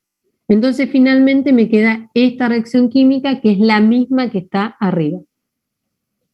¿Se entiende? Es decir, que con la ley de Hess puedo analizar cuánto libera o absorbe una reacción química que no ocurre así en realidad en una etapa en el laboratorio, analizando cuánta energía liberan o absorben las otras reacciones que sí es posible medir experimentalmente, que sumándolas me dan exactamente lo mismo que lo que me daría esta reacción en una única etapa. Fíjense que acá usamos además la ley que vimos de Lavoisier-Laplace, porque dimos vuelta a la reacción. ¿Estos chicos me siguieron? ¿Lo entienden? ¿Hay alguna duda? Profe, ahí no puso el hidrógeno porque es estable, ¿no? En condiciones estándar. El hidrógeno sí está acá, mirá. No, pero ahí cuando sumó todas las entalpías de formación. Claro, porque vos acá, acordate exactamente, vos ponés la entalpía de formación del compuesto. Esta entalpía de formación te da 0. Sí, por eso estas son las que se sacan de tabla. ¿Eso me preguntabas? Sí, sí. Sí, exactamente. En este caso de descomposición, pero solamente va la del compuesto porque estas al ser estables, entonces son 0. ¿Se entendió, chicos?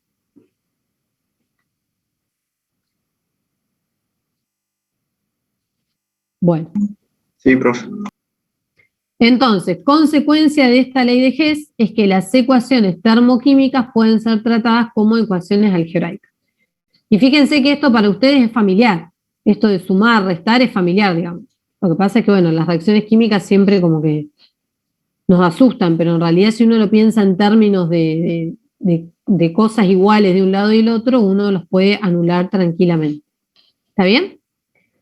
Entonces, bueno, como vimos en las tablas que yo les mostré recién, los compuestos aparecen en sus distintos estados. Por ejemplo, líquido y gas, vimos el agua, y cada uno de ellos tiene distintos valores de entalpía de formación.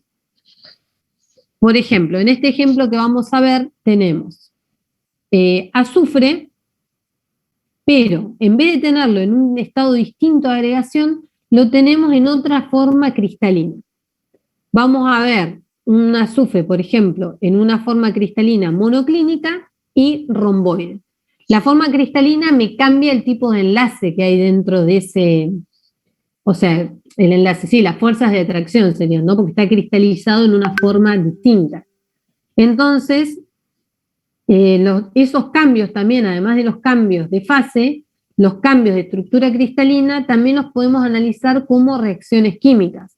Por ejemplo, si yo tengo la ecuación, la reacción de formación del dióxido de azufre a partir de azufre que está cristalizado en forma romboide y oxígeno, es decir, este azufre cristalizado en forma romboide reacciona con el oxígeno para dar dióxido de azufre gaseoso, entonces vamos a poder obtener su entalpía de formación.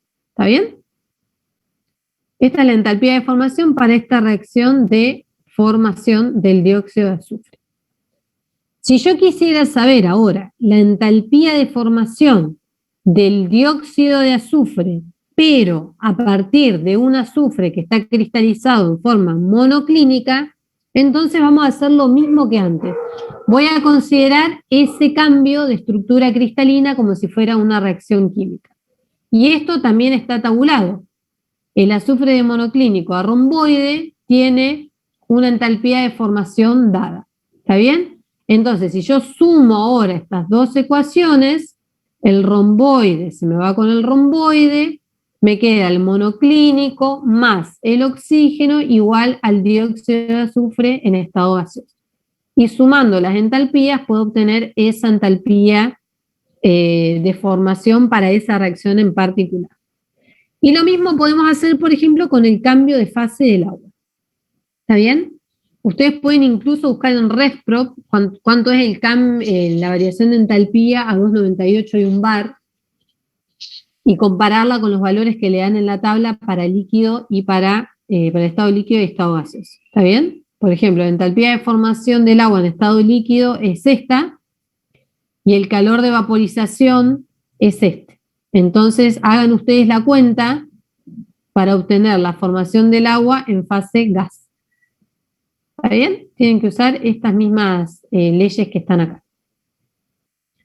Esto es igual que lo que vimos antes, pero ahora considerando los cambios de estado. Que ya vamos a ver que hay veces que las reacciones, por ejemplo, ahí el compañero me preguntó, bueno, entonces siempre es para las condiciones de 1 bar y 298. Bueno, ya vamos a ver que si los productos salen a mayor temperatura, entonces puede ocurrir el cambio de estado del agua. Si yo tengo que mi reacción completa, que dijimos que producía dióxido y agua, sale a, no sé, 200 grados centígrados, entonces voy a tener que considerar ahí que hay un cambio de fase. ¿Está bien? Eso ya lo vamos a ver más adelante. Bueno, hasta acá, ¿alguna duda?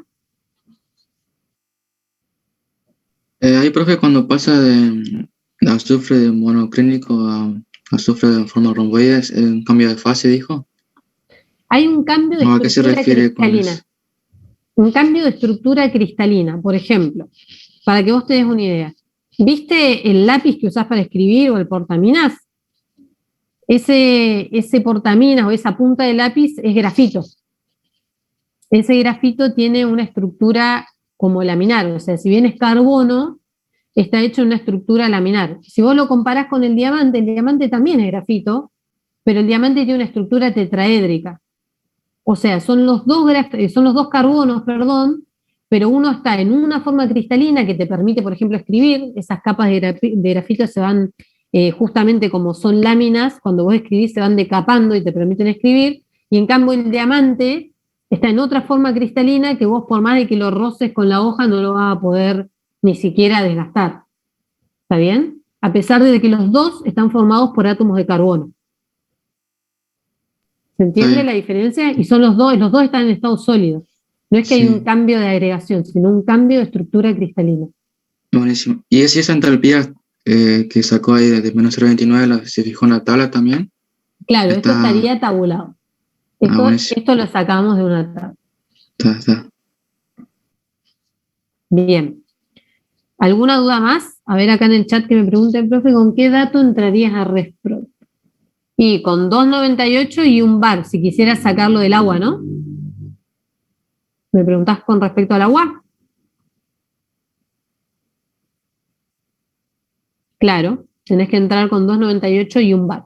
Porque acordate que en la tabla vas a sacar la entalpía de formación a 2,98 y 1 bar. Bueno, entonces, seguimos un poquito más.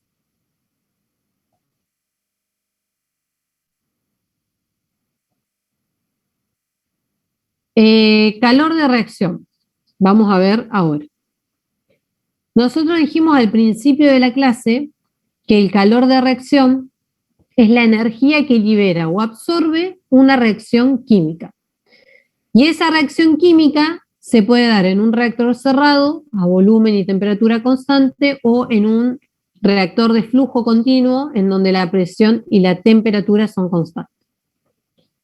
Y estas últimas condiciones también se daban en un reactor cilindro M.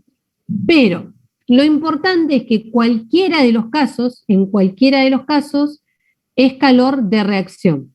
¿Está bien? En cualquier reacción que libere o absorba calor, nosotros determinamos un calor de reacción. Solo que, si la reacción, por ejemplo, es una reacción de combustión, entonces a ese calor de reacción lo vamos a llamar calor de combustión. ¿Está bien? Si es una reacción de oxidación, entonces a ese calor de reacción lo vamos a llamar calor de oxidación. Por ejemplo, en el caso de formación de 1 kilomol de compuesto a partir de sus elementos estables a 25 grados centígrados y 1 bar, nosotros le llamamos calor de formación. ¿Está bien? A pesar de que es una reacción, en ese caso en particular que estamos analizando una reacción de formación de un compuesto, entonces eso que sacamos de tabla es el calor de formación. Por ejemplo, si combinamos una sustancia con hidrógeno, a ese calor de reacción se le llama calor de hidrogenación. ¿Está bien? Los de isomerización, esto, son compuestos que tienen la misma masa molecular, pero distinta forma desarrollada. Por ejemplo, para los petroleros, el N-butano y el isobutano. ¿Está bien? Entonces, nosotros, como dijimos recién, estamos interesados en particular en las reacciones de combustión. ¿Y por qué estamos interesados en estas reacciones? Porque ocurren en la mayor parte de los dispositivos que nosotros estudiamos. Por ejemplo, las calderas que nosotros ya vimos, ¿se acuerdan que vimos las aquatubulares y todo eso? Los calderas que están en conjunto con el evaporador. Bueno, ese evaporador está en contacto con una fuente de alta temperatura, por ejemplo un horno, en el que se produce una reacción de combustión. Y esas reacciones de combustión son altamente exotérmicas. Absolutamente todas las reacciones de combustión son exotérmicas. Es decir, que por ejemplo, en el caso de un evaporador, el calor liberado por esa reacción se transfiere al fluido que pasa por el evaporador, en donde cambia de fase hasta alcanzar la fase vapor. ¿Está bien? Pero eso proviene de una reacción química. Nosotros acá cuando lo modelamos como un calor de entrada, ¿se acuerdan?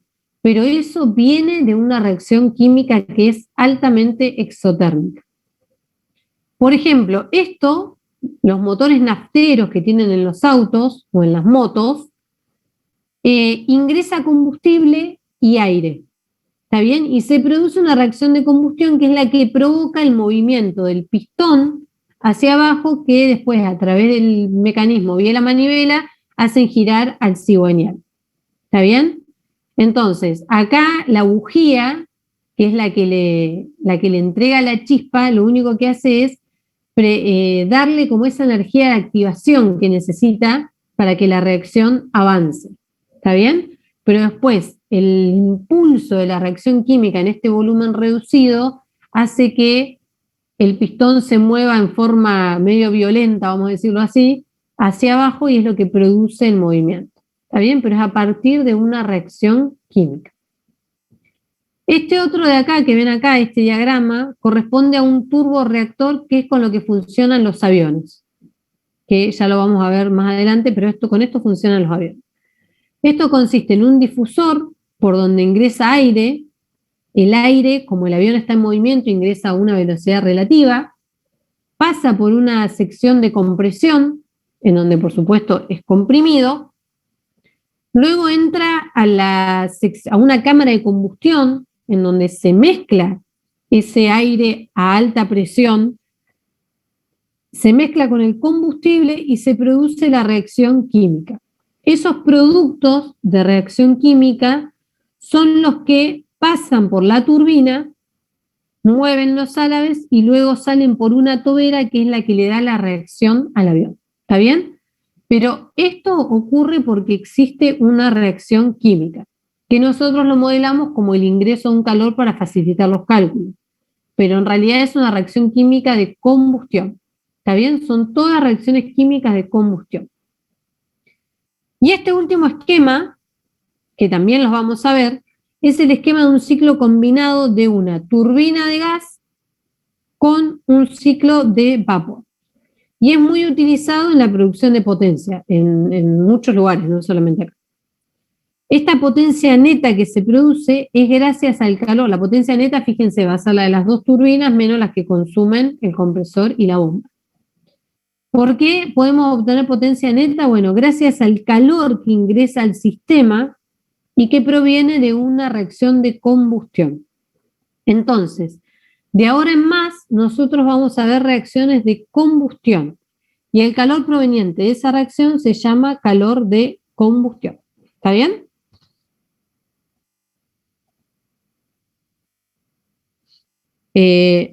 ¿No me están escuchando? ¿Se tapó el micrófono? Sí, Mariana. Sí, se escucha. No sé, porque ahí me dice alguien que te tapé el micrófono, pero no sé. Ah, capaz que sí, porque se me mueve, porque está con los auriculares. Bueno, entonces lo nuestro es combustión. Entonces ahora vamos a ver exactamente qué es el calor de combustión. Así como definimos el calor de formación, vamos a definir el calor de combustión, que es una propiedad del combustible. Es decir, cada combustible tiene un calor de combustión que se define como el calor liberado cuando reacciona 1 mol o 1 kilomol de un compuesto con oxígeno o aire a una temperatura y presión dada para dar como productos dióxido de carbono y agua. ¿Está bien? Que es lo que dijimos, era la combustión completa. Fíjense que en la definición de calor de combustión, nosotros fijamos la cantidad de combustible y se determina para una reacción completa. Es decir, cuando en los productos encontramos dióxido de carbono y agua. Cuando la reacción es incompleta, vamos a ver que aparecen productos como monóxido de carbono, de azufre, etc. Las reacciones de combustión, como dije antes, son reacciones exotérmicas, o sea, liberan calor cuando quemamos ese kilomol de combustible con una cantidad necesaria de aire, que se le llama cantidad estequiométrica también, para que esa reacción sea completa. Y esa reacción ocurre a presión y temperatura constante. Es decir, que los reactivos y los productos salen a la misma presión y temperatura. Así es como se mide el calor de combustión. Si tenemos un reactor de flujo, por ejemplo, como este que tenemos en el esquema, entra el combustible, entra el aire u oxígeno, al que vamos a llamar comburente, combustionan dentro de la cámara de combustión y producen humos, que son los productos de combustión. Acá en la tabla pueden ver, en esta tablita que está acá, cuál es la composición del aire seco.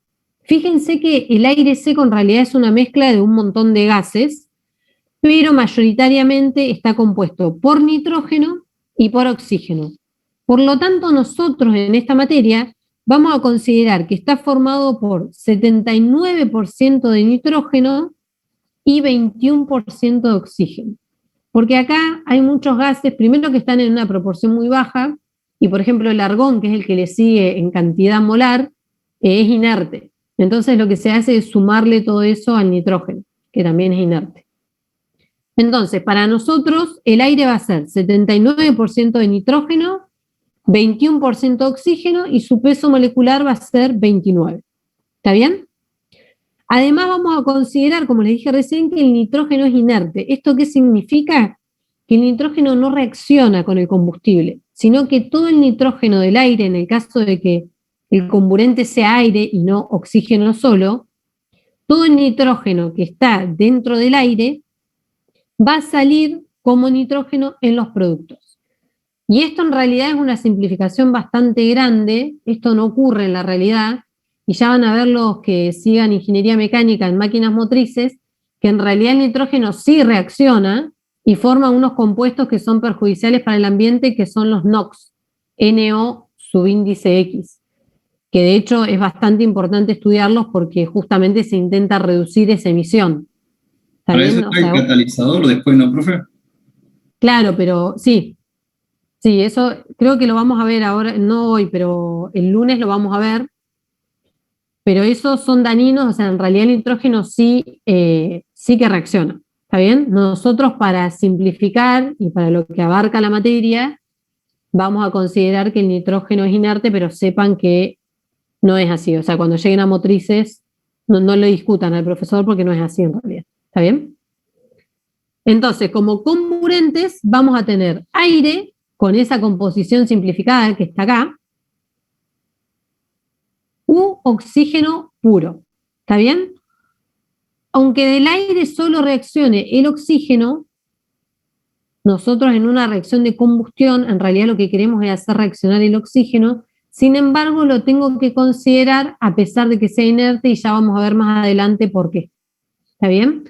En general en las reacciones de combustión, por ejemplo en los autos, en las motos, en todos los motores nosotros usamos aire. ¿Por qué? Porque es lo que está disponible y es gratis. Sería mucho mejor usar oxígeno puro, pero es carísimo. Entonces lo que usamos es el aire. Entonces, en nuestros problemas, los dos tipos de comburentes que vamos a tener es el oxígeno. ¿Está bien?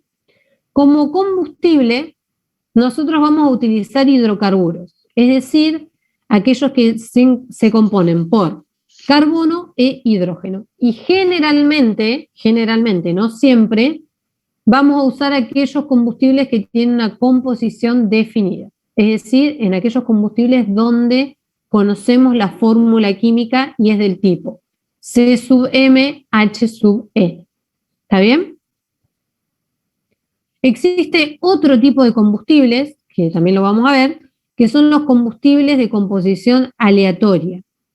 Y la composición de este tipo de combustibles se determina experimentalmente. O sea, no tienen una fórmula definida, sino que se hace un estudio analítico de su composición. ¿Está bien? Entonces, ahora ya definimos comburente, definimos combustible, nos falta ver cómo son los tipos de combustión, que es lo que sigue acá abajito. Nosotros definimos el calor de combustión para una reacción completa, ¿sí? Es lo que dice acá arriba. Entonces, eso significa que en los productos yo voy a encontrar dióxido de carbono y agua, si quemo un hidrocarburo. Si quemo un combustible de composición aleatoria, me va a aparecer, por ejemplo, dióxido de azufre. ¿Está bien? Si la reacción es incompleta, entonces no llego a producir dióxido y con ese oxígeno se produce monóxido. E incluso, como les dije antes, puede haber combustible sin quemar. Y eso ocurre cuando el oxígeno es insuficiente para hacer reaccionar todo el combustible que hay disponible. Otra razón por la que puede resultar incompleta una combustión no es por falta de oxígeno, sino por un mal diseño de la cámara de combustión. Ustedes piensen que para que haya combustión nosotros necesitamos que las moléculas de combustible entren en contacto íntimo, vamos a decirlo así, con las moléculas del comburente. ¿Está bien? Si yo tengo una cámara de combustión, por ejemplo, que tiene muchos recovecos en donde puede haber combustible aglomerado que no llegue a entrar en contacto con el oxígeno, entonces puede ocurrir que ese combustible no reaccione. Y que no sea por falta de oxígeno, simplemente porque no se produce de forma eficiente la mezcla. ¿Está bien? Queda combustible sin mezclarse con el oxígeno. Para evitar eso, lo que se hace muchas veces es trabajar con un exceso de aire o un exceso de oxígeno, es decir, un porcentaje mayor que el estequiométrico, para asegurarnos de que todo ese aire entre en contacto con el combustible. ¿Está bien? Todo el oxígeno que sea excedente va a salir como producto. Entonces, ¿cómo se mide ese calor de combustión? Y esto es lo último que vemos hoy.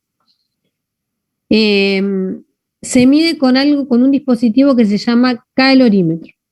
Este es un calorímetro, una bomba calorimétrica es esta, más precisamente, y lo que se hace es poner una muestra. Nosotros tenemos una muestra con 1 kilomol de combustible y oxígeno, y en esa muestra que vemos ahí, lo que hacemos es conectar dos cables que tienen una diferencia de potencial. ¿Para qué? Para producir una chispa para activar el inicio de la reacción. Esta muestra que se encuentra en un recipiente, que es diatérmico pero que está cerrado, está rodeada por agua. Esto que ven azul es agua que está contenida dentro de la bomba calorimétrica. Y ese agua tiene una rueda de paletas chiquitita y del otro lado tiene un termómetro. Entonces, ¿cómo hacemos para medir el calor de combustión? Bueno, una vez que se activa con la chispa, esa proveniente de los cables, se activa la reacción química, ocurre nosotros vamos a tener que ese calor de la reacción química se va a transferir al agua que está, digamos, en la bomba calorimétrica. Nosotros del agua conocemos la temperatura inicial, que la medimos con este termómetro, y también conocemos el calor específico. Entonces, luego de que ocurre la reacción, nosotros podemos medir la temperatura final del agua. Y esa temperatura aumenta debido al calor que absorbe proveniente de la reacción química. Si yo aplico primer principio al agua, yo puedo calcular la variación de energía interna del agua y la podemos igualar a ese calor que liberó la reacción química. Acá lo que hay que tener en cuenta es este agitador. Este agitador, ¿para qué está acá? Este agitador, el objetivo es uniformizar, digamos, dejar uniforme la temperatura dentro del agua para que la medición de la temperatura en el termómetro sea de una temperatura uniforme. Entonces, estrictamente, si uno aplica primer principio, debería considerar también el trabajo intercambiado por esta rueda de paleta. Si este trabajo es muy pequeño, como esto está conectado a una fuente eléctrica, es fácil medir cuánto trabajo se transfiere, pero si uno lo despreciara ya con la variación de energía interna del agua, podría sacar cuánto es el calor que se transfiere desde la mezcla esa, desde la muestra, hacia los alrededores. ¿Está bien? Bueno, acá vamos a dejar porque lo que viene requiere por ahí de un poco de atención y ya no sé cuánto faltan, 10, 15 minutos, así que no tiene mucho sentido. ¿Tienen alguna duda, chicos, con respecto a esto?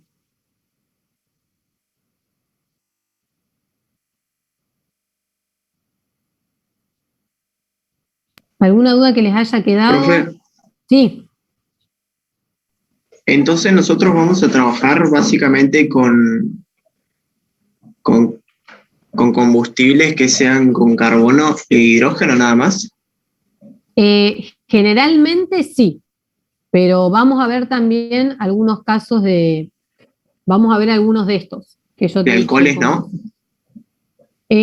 Alcoholes no me acuerdo si hay algún ejercicio. En general son combustibles, che. Ah, bien. Ah, no, sí. Creo que hay algún caso, pero creo que alcoholes me parece que no hay en el práctico. Es bastante acotado lo que vamos a ver de termoquímica, o sea, no es, vamos a ver, por ejemplo, vamos a ver las reacciones también que ocurren cuando los productos salen a otra temperatura, vamos a ver cuando es adiabático, pero no tan exhaustivo, digamos. Fíjense que es una sola unidad. Este tema les recomiendo que lo lean del WARC. En el WARC, yo lo el CENGEL en realidad no lo revisé, pero siempre en general se guiaron por el WARC en esta materia. Está bastante claro, pero fíjense que del WARC, que yo hoy lo estuve mirando, no sé qué edición tienen ustedes, pero en la edición que tengo yo, que es el capítulo, ya le digo porque los tengo acá porque lo estuve mirando, es el capítulo 13, tienen que leer hasta la sección, acá directamente WARC empieza con proceso de combustión directamente, no les hizo toda la introducción, ni le habla de los reactores, ni nada. Va derecho a los procesos de combustión, pero hay una sección que no entra, o sea que nosotros no la vamos a ver, que es la de, ya les digo, bueno, segunda ley en termoquímica no vamos a ver. Nosotros nos vamos a acotar al balance de masas y primera ley. Se podría ver si tuviéramos más tiempo, pero por suerte no hay tiempo para ver la segunda ley.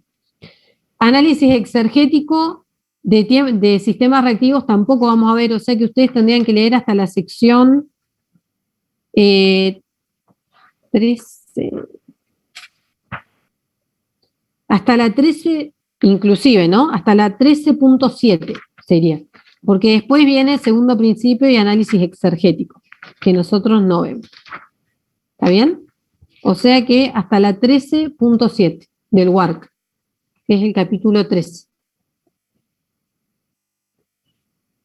El CENGEL, la verdad, no lo revisé todavía, como para decirles, pero sí sé que en el WARC estaba bastante claro.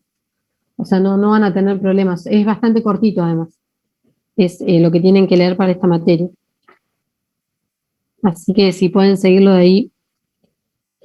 ¿Alguna duda más, chicos? ¿Que les haya quedado? La parte teórica, como dijo, se tiene un horario determinado la prensa, ¿no? Sí, o sea, va a ser todo en el mismo examen, ¿eh? No es que vamos a separar un día una cosa, una otra. Vamos a dar todo el examen como si estuvieran presencial, pero por la PECO, nada más. O sea, es todo lo mismo. Profe, ¿el horario se definió al final? Empezamos a las 9 el examen, el sábado 8 a las 9. Después, cuando cortemos o no, ustedes pónganse que sea de 9 a 1. Ponele. O sea, en todo caso, después lo extenderemos. Dale, gracias. Pero en principio es ese horario.